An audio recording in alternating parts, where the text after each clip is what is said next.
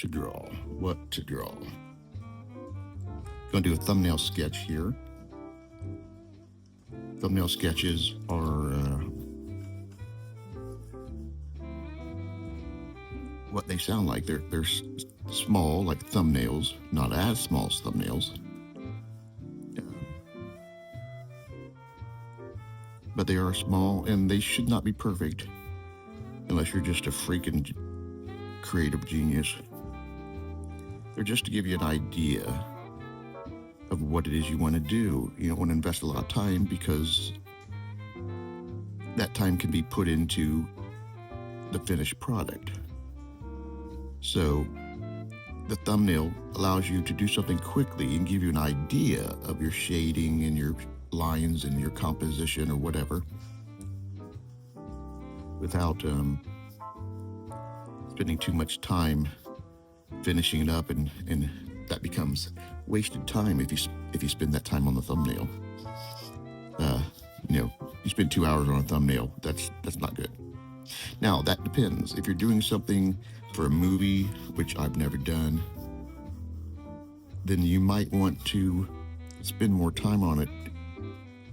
It just depends on what you're doing. But if it's for yourself, or you just need to get the idea across, is all you need to do. Whatever it takes to get the idea across. So it looks like I'm doing a character here. I don't know who it is. No idea. The idea of a captain of some sort just popped in my head. Captain of an airship. So I'm just laying down some soft lines, let my pencil kind of find what it is it needs to find, if that makes sense. Don't commit to a line. Just lay down some wiggly lines.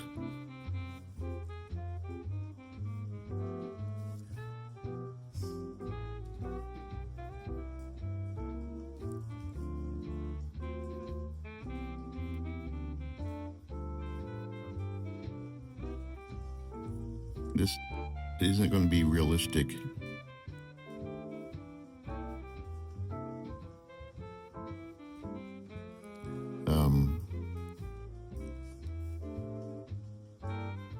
Other than it's not abstract.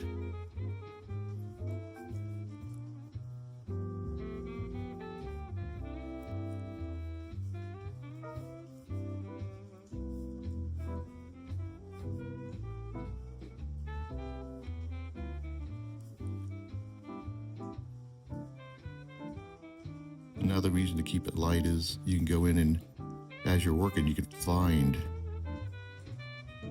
the lines that appeal to you.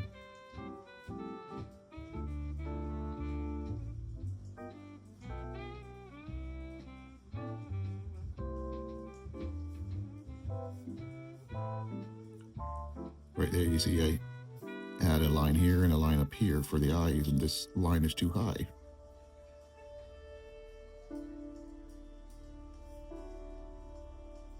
Still too high, so I'm going to raise this one up a little bit to meet it. Kamet had a strong jaw at one time, but he's older, so he's got a little bit of weight on him.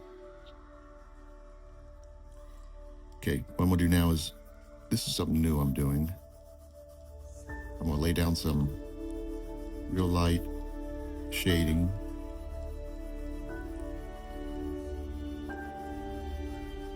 I learned this from a channel on YouTube called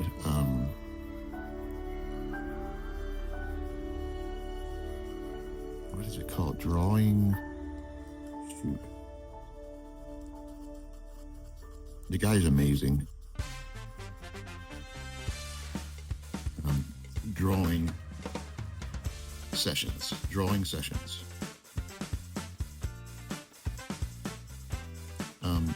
You lay down a light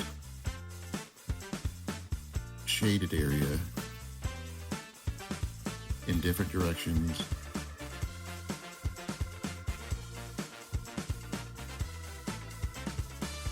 give yourself a tone, basically, and a texture.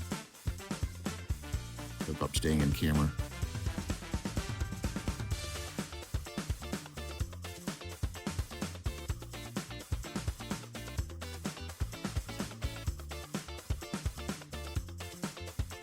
And this gives you a value to work with.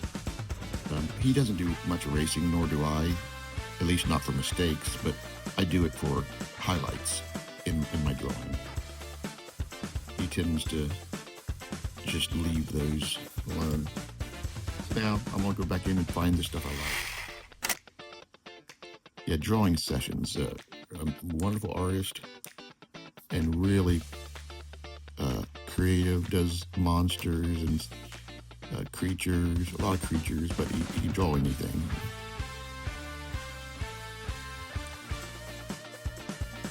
Don't know his name, unfortunately.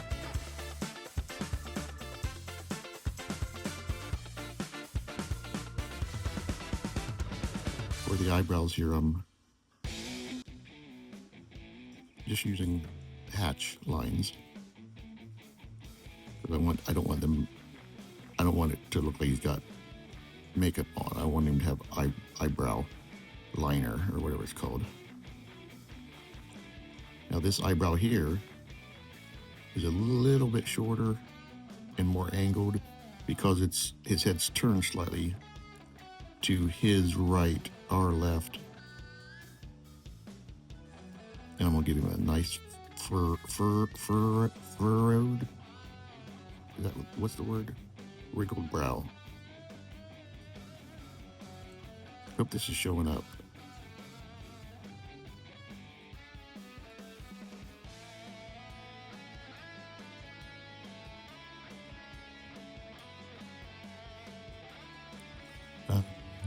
Where do I want the light? I want the light on this side. On the other side, I mean. I'm gonna give myself a little bit of light here, or a little bit dark here. When drawing, you don't need to draw every single line. Keep in mind where the most shadow is. Like I know here in the gaps of his mouth, at the ends of them where they are slightly open, they're going to be a little stronger, so I'm darkening them up.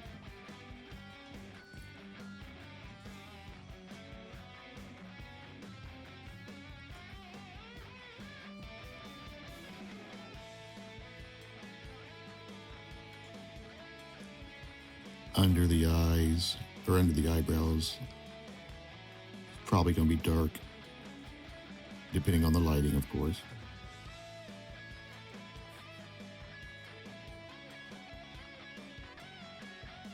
Be keeping in mind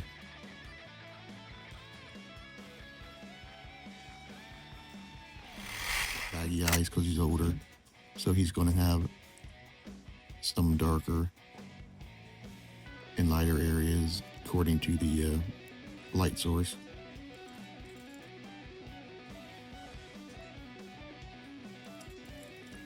Don't be afraid to erase. Now I'm going to confess here. I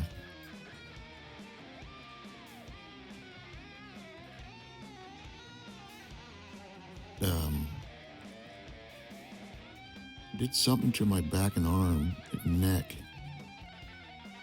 so I don't have the control of my pencil that I should. My arm is jerking and it's half numb. I've lost about 70% of the strength in my right arm. I don't say that for pity or sympathy. I just want you to know that I'm not at my best. And I have to say that because I'm vain enough to care what people think about my drawings. Okay, enough of that. Having a basic understanding of the anatomy is, I would say, pretty important. But you can always look in the mirror and see what's going on with your own body. I think I'm going to make him baldish.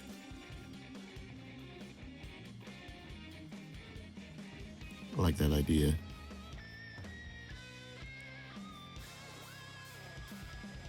I don't know if you noticed what I did there. I took my pencil, I drew the top of the ear, and I went to the top of it and went across to the other ear. It's a good trick to use in finding placement for other parts of the body. I do tend to get a little bit dark too soon.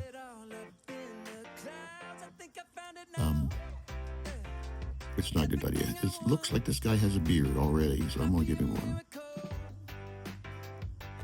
The way I do this is I do the outline of a beard, the way I do it at least. Let me throw in the nose shadow.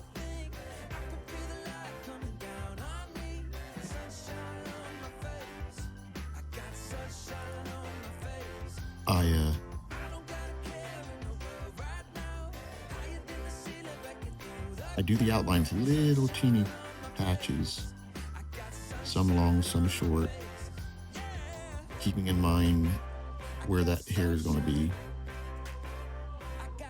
And then I'll go back in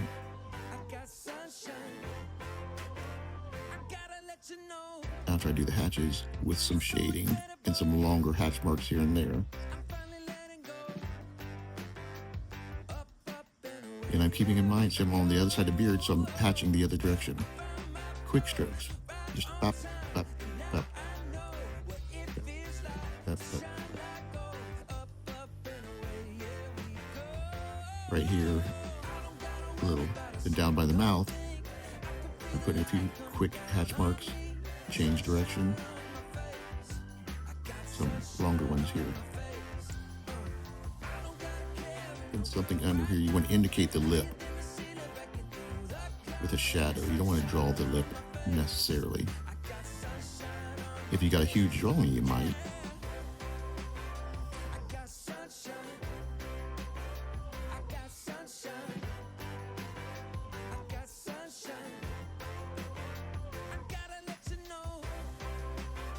The eyes, I'm darkening up. The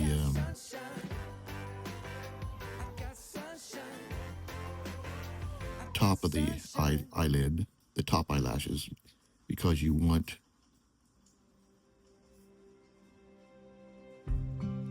that idea that eyelashes to feel like he's got. You want to express the idea that he's got eyelashes. Excuse me, I just had a brain aneurysm.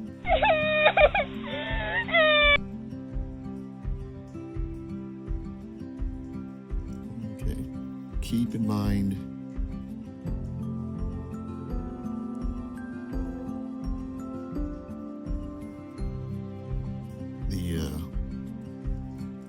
where the light's hitting. So I'm going to lighten this up just a little bit. Actually, that's a lot. I'll fix that. That's too much. You can see how much that shading did. It really made that spot pop when I erased some. I'll go back in and add some wrinkles here and there. I've done this a lot, so I'm kind of familiar with what the forehead will do when you do certain expressions. Just take a look, like I said, look in the mirror. I've got a little mirror on my desk. It's not cheating, which brings me up. Brings up this point. And there will be those of you who disagree with me, and that's fine. People approach art sometimes as if it's a sport. They say, you can't do that. That's breaking the rule. That's no fair. You can't trace. You can't use a ruler. You can't do this or that. And I don't know where the masters, the Renaissance masters and those amazing painters that we all know are artists. Let's back a little bit here.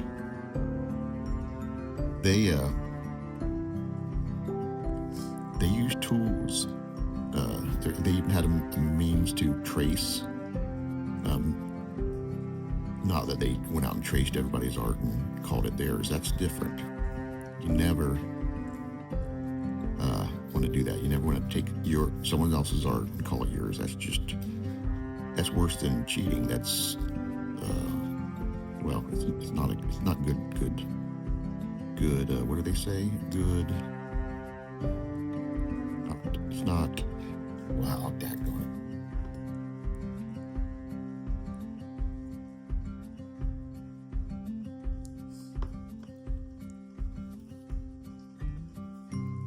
Good form.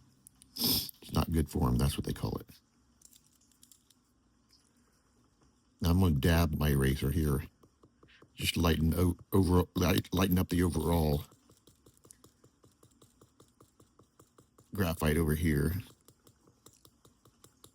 So the idea that, this is right and this is wrong and you can't do this and you can't do that, that's just nonsense. It's a form a way to express yourself, and that's it. You can either, whether you're trying to draw something to make it look real, or take something real and make it look abstract, or take something and tell a story, or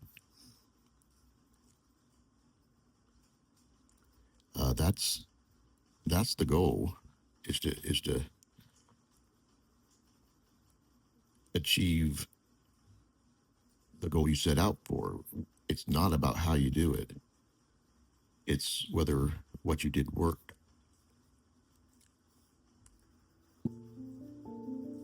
It's something I like to do. I'll put my pencil out here a little bit more. On the side where the light is coming from, I put a darkness that comes up to the edge of the face or the object, whatever it may be,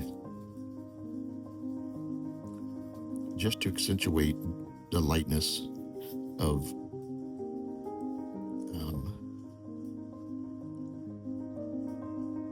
that side of the face. And I keep the other side kind of light. I'm going to go ahead and darken up some of this. I try to leave a little bit of the edge lit. It's called, what is that called? I'm sorry, I've forgotten. Reflected light, maybe? A bounce light? One of those terms.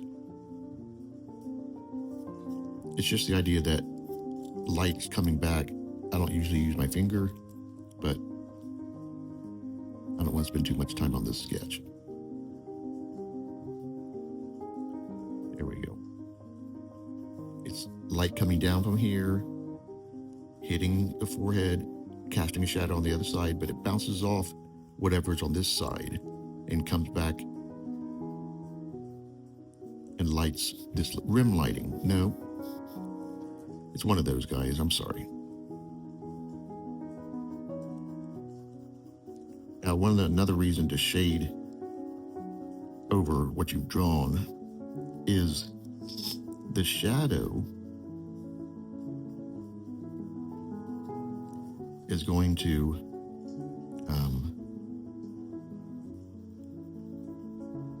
I just have no control over my pencil. Feels like I'm drawing left-handed.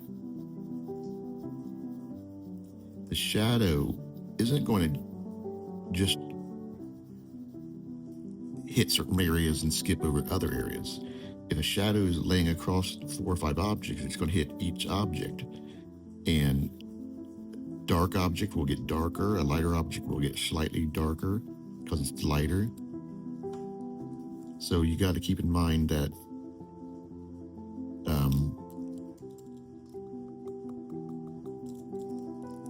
that shadow has to encompass the entire area that it should.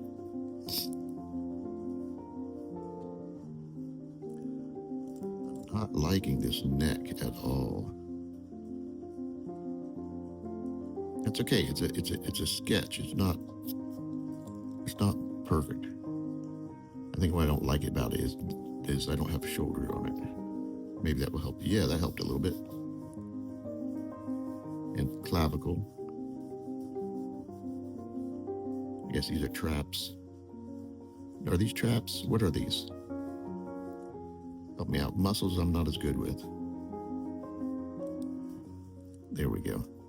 And then under the beard, I'm a shade, kind of scratchy, so that I'm keeping it like a hairy beard.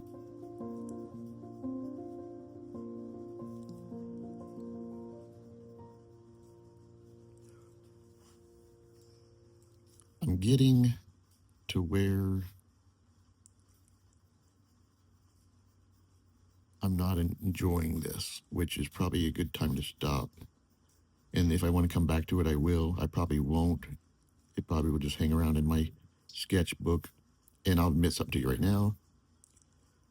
I don't do a lot of sketchbook stuff. I do a lot of drawing, but for some reason I don't use my sketchbook as much. I'm trying to get back to that because it's a good place to keep your stuff protected all in one place. It's like a portfolio of sorts. That's too dark there or too separate. I need to bring, well, that would do for now. Let's give him a little bit of character. Give him a little mole here, or not a mole, but a little bump. Maybe a mole on his cheek. I'm keeping in mind shadows coming, lights coming from here, so I put the little half circle. I don't need the whole wart, mole, whatever it is. Let's say he has a scar here. He has a scar here.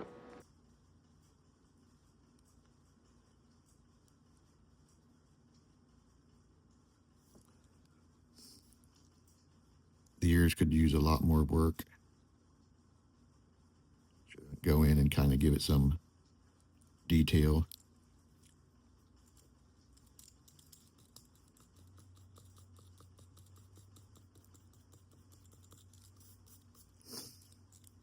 I don't like that. I really very seldom use my finger, and I'm using it a lot in this video.